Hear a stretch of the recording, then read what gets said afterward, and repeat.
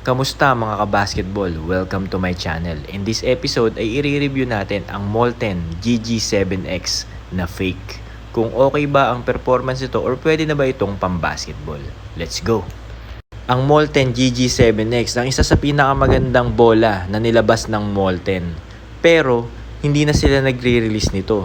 Kaya naman naging collector's items na yung mga original na bola na GG7X.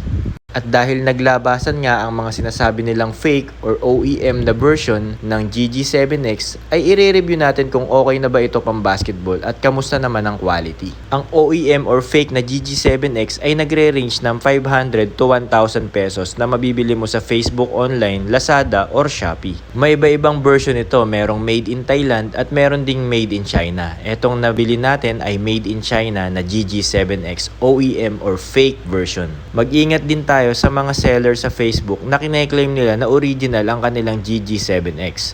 Dahil ikaklaro ko lang, wala nang nilalabas ang Molten na GG7X. Pinalitan na nila ito ng Molten BG4500.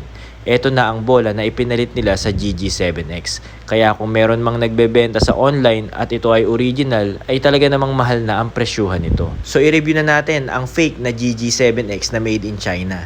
Yung tatak na Molten ay medyo mas malalim kumpara sa original. Pero kung talagang titignan mo, maganda ang quality niya. At makapit din ang kanyang material na leather.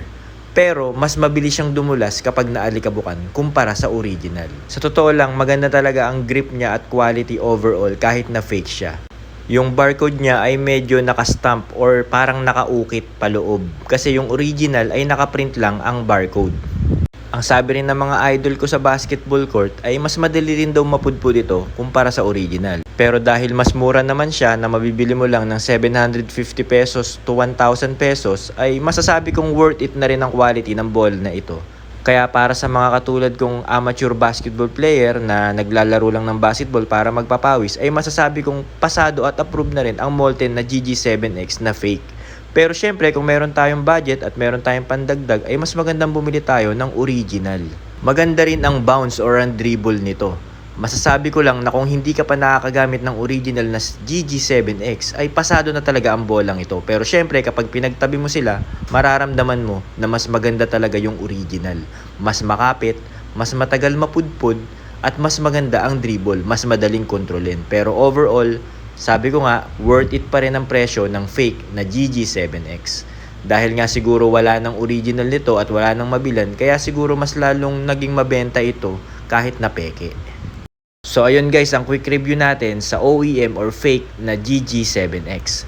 So tara, basketball muna tayo, papawis.